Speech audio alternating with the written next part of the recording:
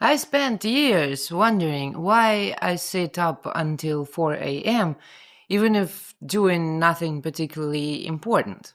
Even if I'm not working on projects, not reading, not watching something, just existing in those hours.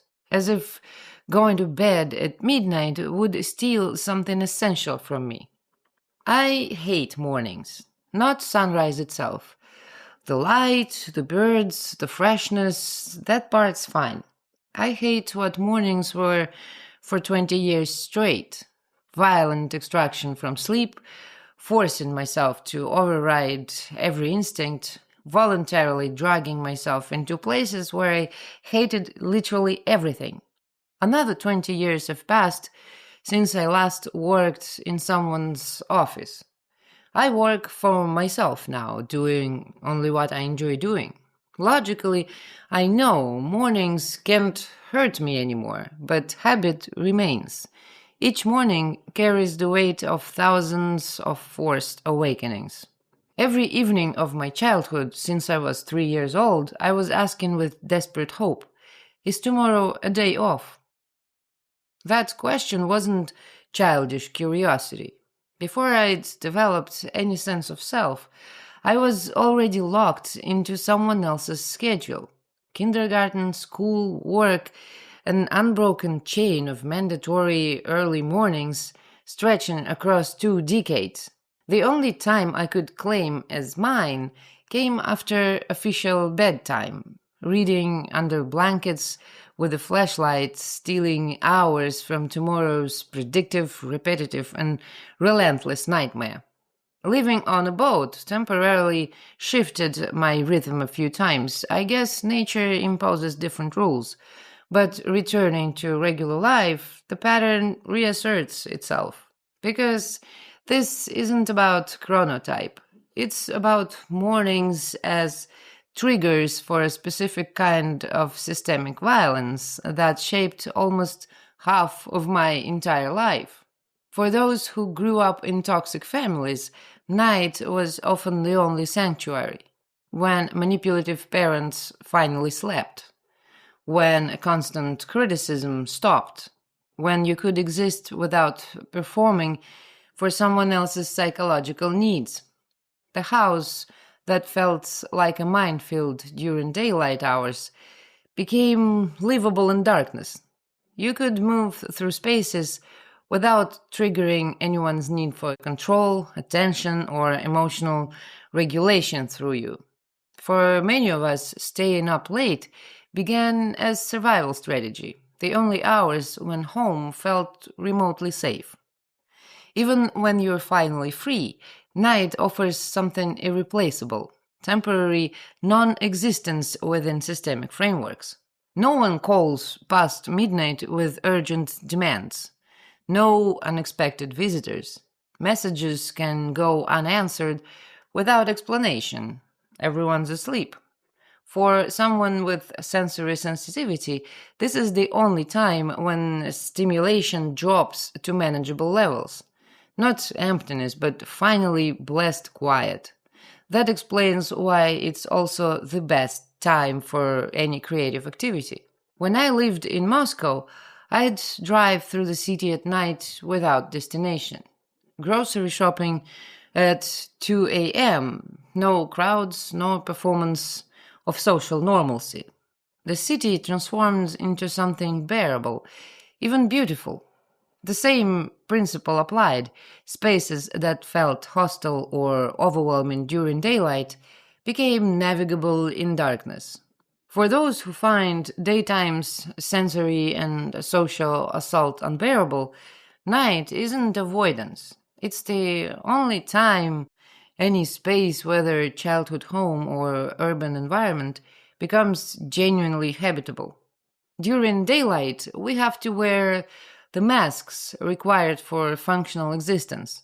Professional, rational, socially calibrated, even alone, the internal monitor runs, perpetual self surveillance. Night suspends this performance because the audience sleeps. No one watches, including ourselves. Society cannot forgive this temporal autonomy. Sleeps until noon gets weaponized as a moral failure. Stays up at night becomes evidence of irresponsibility, as if my sleep schedule were public property requiring community approval. The judgment isn't really about health concerns or productivity metrics. It's about refusing to synchronize with collective rhythm. The system runs on coordinated schedules. Schools starting at 8 a.m., offices opening at 9, shops closing at 6.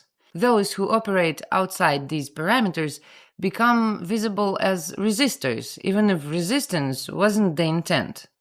Every lifestyle article about fixing your sleep schedule or becoming a morning person carries the same message.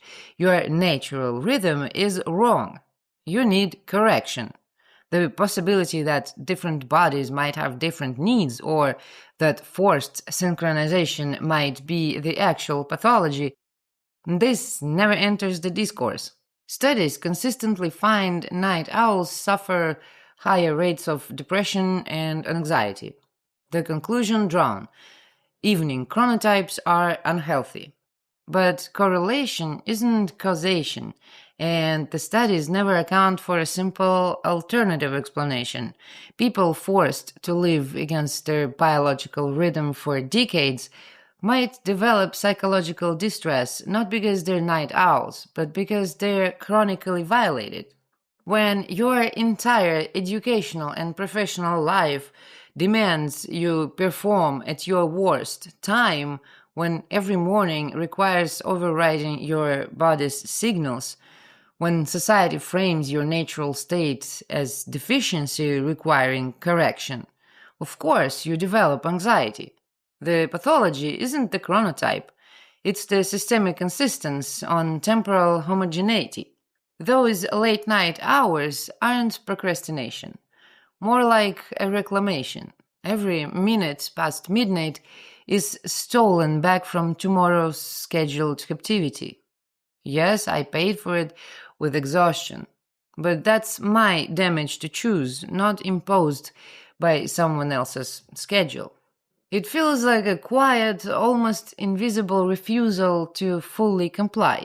The system wants me unconscious from 11 p.m. to 7 a.m., properly charging for tomorrow's productivity.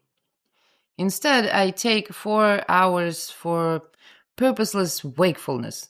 Not productive, not useful, just mine. Maybe if I'd grown up differently, in a rural setting, without decades of morning torture, with autonomy over my schedule, I wouldn't need these stolen hours. Sure, I'd probably still have to wake up and milk a cow or something, but that's much better than spending 6 hours a day locked inside an institution. For many of us, including myself, the internal clock runs longer than 24 hours. Left to our natural rhythm, we drift forward through clock time, going to bed an hour later each night, waking an hour later each day, constantly fighting to resync with the world's schedule. This isn't a disorder, it's biological variation. Some bodies simply refuse the solar dictatorship. There's something else that happens after midnight. The mental static clears. During the day, you're swimming upstream through everyone else's psychological discharge.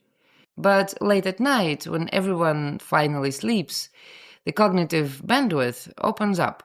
Suddenly, you can think your own thoughts without interference. Call it cognitive ecology or collective unconscious, whatever the mechanism, the effect is real. Night isn't just physically quiet, it's psychically quiet. The conversation about chronotypes keeps focusing on individual optimization, how to hack your circadian rhythm, how to become a morning person, how to align with social requirements. But this framing obscures the real question: why should anyone have to destroy their natural rhythm to participate in society. Every human should have the right to determine their own sleep schedule. The fact that institutional structures favor one chronotype doesn't grant moral authority to pathologize all others. Difference isn't deficiency, variation isn't disorder. If you also find yourself awake at 3 a.m., scrolling through nothing, staring at ceilings, existing in purposeless wakefulness, maybe you're not broken. Maybe those are the only hours when nobody else owns your time, when you can remember what it feels like to exist without performing functionality. The night doesn't make us special, but it might be the only time we remember we're real. Not productive, not optimized, not aligned with best practices, just conscious, autonomous, and temporarily free from the schedule that someone else wrote for our life before we could write our own. And for some of us, that's worth any amount of tomorrow's exhaustion.